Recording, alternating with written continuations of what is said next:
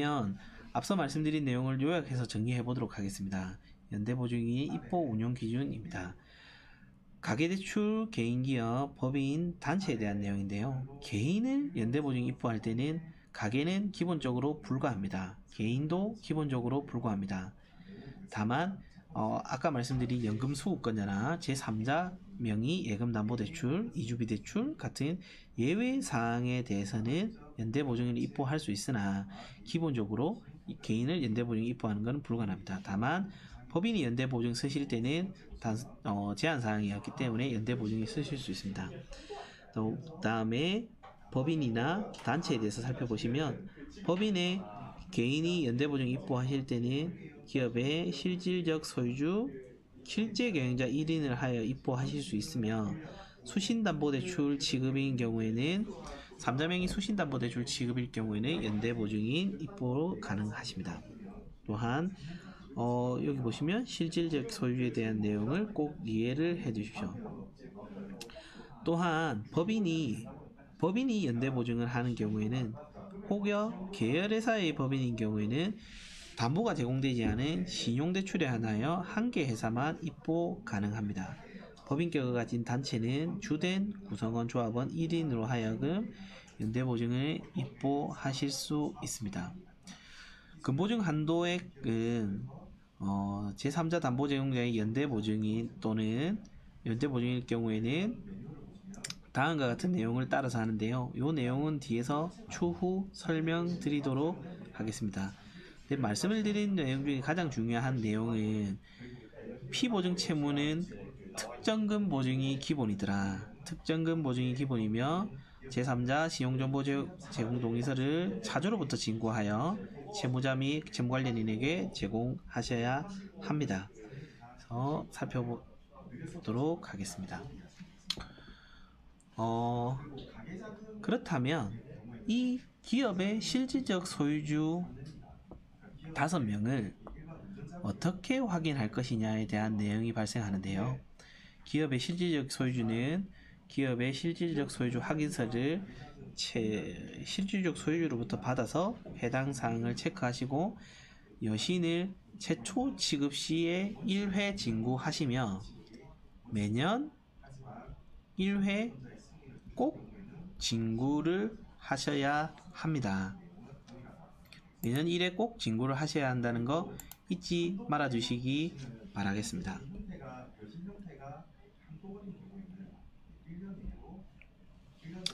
연대보증인 한도에 대한 내용인데요. 대출금액의 110%를 연대보증인 한도금액으로 운용하실 수 있습니다. 담보및 보증업무지침 13조고요. 현재 기준으로 봤을 때 근저당권, 근질권, 다음에 연대보증 금액은 거의 대부분은 대출금액의 110% 또는 기준가격의 110%일 로 운영하고 있기 때문에 110%를 조금 기억을 해주시면 좋을 것 같습니다. 그래서 110%라 하면 대출금액이 1억일 때 연대보증은 1억 1천만원으로 운용을 한다. 대출금액이 1억일 때 설정은 1억 1천만원 하여 운용을 한다. 그 정도 느낌으로 기억을 해주시는 게 좋을 것 같습니다. 앞서 말씀드린 내용은 연대보증인 입보 대상에 대한 내용이고요. 지금 장에 말씀드릴 내용은 연대보증인을 무조건 다 세울 거냐? 아니다. 연대보증인 입보를 면제할 수 있는 케이스가 있더라 라는 거죠. 그래서 지금은 연대보증 입보를 무조건 세우는 게 아니라 입보를 면제할 수 있는 케이스를 살펴보도록 하겠습니다. 먼저 전역 담보 유효가 범인의 대출입니다. 대출금 1억에 담보 유효가 1억인 경우에는 실질적으로 리스크가 굉장히 낮더라 라고 보는 거예요. 그래서 이런 경우에는 연대보증 입보를 당해 여신 정결권자가 판단하여 면제할 수 있더라는 겁니다. 그 다음에 초우량, 그다음 우량음의 팩토링 채권인 경우에는 실질적으로 발행인이 상환을 할 확률이 높기 때문에 연대보증 입보를 면제하더라. 또한 당행 책임 분담금 1억 이내의 부분 보증서인 경우에는 실질적으로 1억에 85%짜리 보증인 경우에는 실무적으로 8,500만 원은 보증기금 채무 분담액이고 1,500만 원은 신용인 부분입니다. 여기에 연대보증인 입보가 가능한 케이스죠. 만약에 여기 연대보증 입보한다면 1,500만 원에 110%인 1,650만 원을 연대보증인으로 입보하여 운용할 수 있습니다. 다만 그럼에도 불구하고 당행 책임 분담금이 1억 이내의 당행과 협약된 신용보증기관의 부분 보증서 또는 보험증권 담보여신인 경우에는 연대보증인 입보를 면제하실 수 있습니다.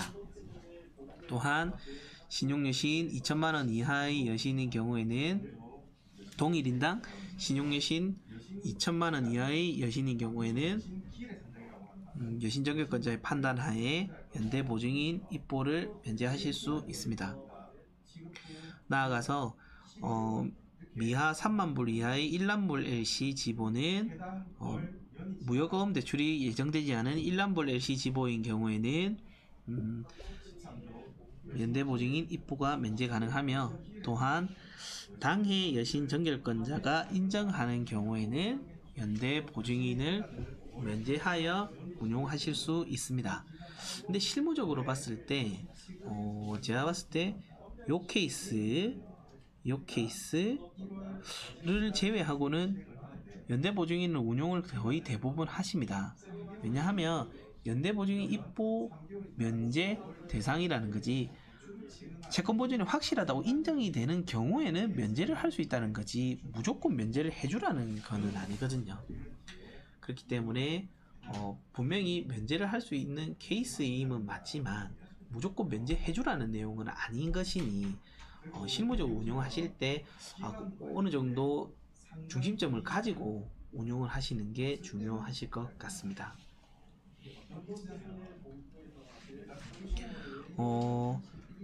법인 보증에 대해서 잠깐 이야기하고 가고자 하는데요. 법인은 보증이 조금 완화되어 있습니다. 개인보다는요.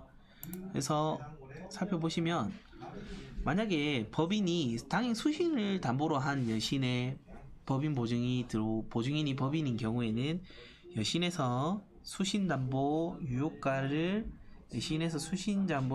차감한 금액의 110%를 설정을 하시거나, 또는 여신에서 유효가를 수신이 아닌 유효가를 차감한 여신의 신용여신이 5천만 원 이내인 경우에는 순신용여신 금액에 대해서 110%에 대해서 연대보증인 입보 가능하십니다. 그래서 이거를 살펴보시면 여신 및 여신에서 여신 1억에서 수신담보 5천만 원이 들어왔다. 5천만 원이 들어왔을 때는 신용여신이 담보가 5천만 원이 남으니까 5천에 110%를 해서 5,500만 원을 입보를 하시면 됩니다. 또한 신용여신이 5천만 원 이내인 경우에는 여신 1억에 이분이 유효가가 얼마랄까요? 5천만 원을 하면 또 숫자가 똑같으니까 유효가가 6천만 원으로 하겠습니다. 그러면 이 케이스의 경우에는 순신용금액이 4천만 원이지 않습니까? 그래서 순신용금액이 4천만 원이기 때문에 4천만 원은 입보 면제하실 수 있는 거예요. 5천만 원 이내니까. 근데 5천만 원 초과일 경우에는 연대보증을 입보를 하시는 게 중요합니다. 그래서 제일 앞 시간에 설명드린 내용을 잠깐 살펴보도록 하겠습니다. 이 케이스인 경우에 과연 담보를 어떻게 잡고 연대보증인을 어떻게 해야 될까에 대한 내용인데요. 지금부터는 이제 감이 오지 않습니까? 아까는 내용 중에 부친이 연대보증인으로 입보하겠다라는 부분이 있었어요. 입보할 수 있다라고 한번 살펴보실까요?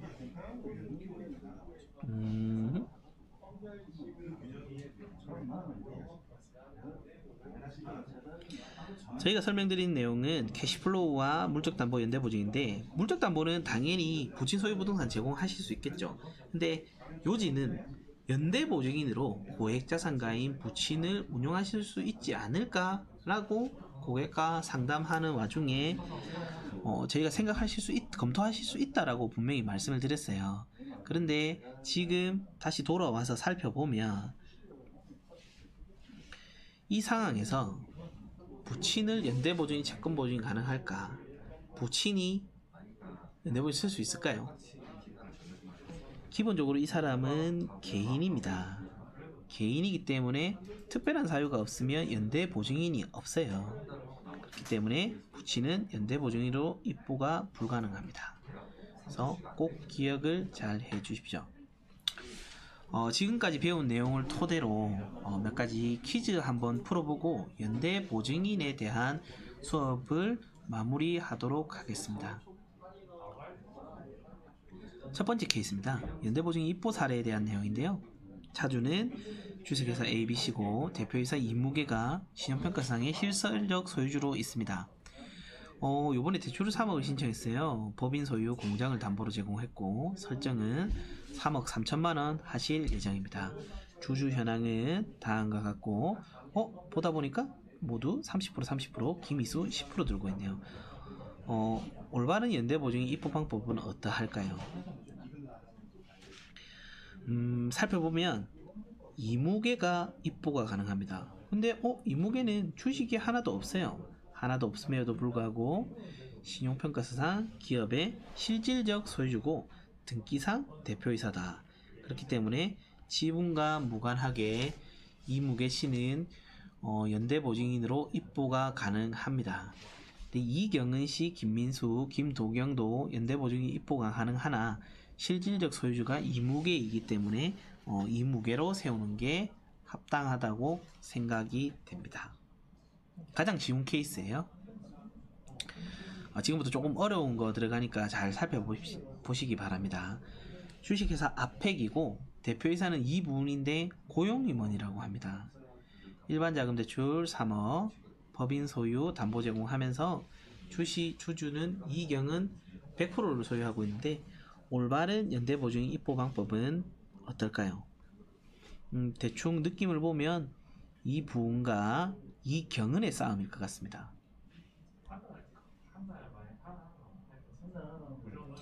그러면 이분과 이경은의 싸움인데요. 이분일까요? 대표이사인 이분을 세우는 게 맞을까요? 주식을 100% 소유하고 있는 이경은을 세우는 게 맞을까요? 이분 씨는 대표이사임에 불구하고 바지사장, 전문경영이죠. 고용대표로서 입보 자격이 없습니다.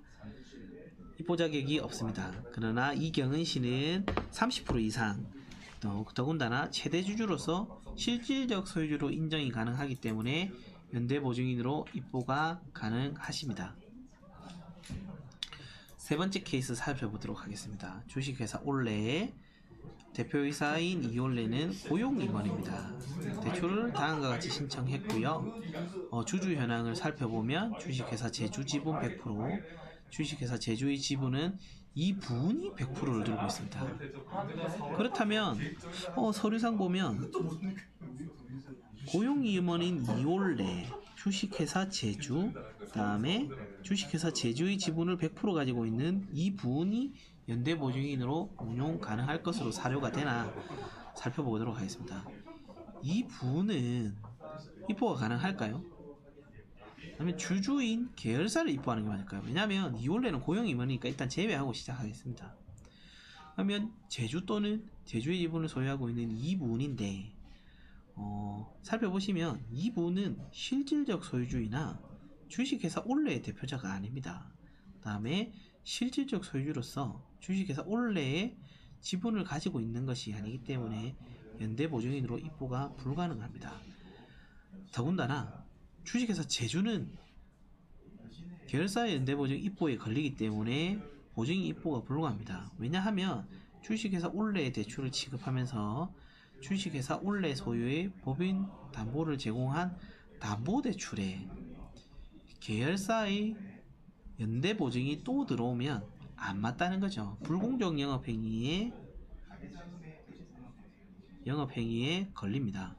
즉 담보를 제공받든 연대보증을 쓰든 둘 중에 하나만 해야 된다라는 것이기 때문에 기억을 잘 해주십시오. 그래서 상계대출은 어떻게 취급한다? 연대보증인 없이 취급한다. 연대보증인 없이 취급한다 라는 걸 기억을 해주십시오. 넘어가도록 하겠습니다. 주식회사 AOA 산업이고 실질적 소유주인 이시우 씨입니다. 대출을 2억화를 하는데 김말자 고객님의 정기예금 5억짜리가 담보로 들어와요.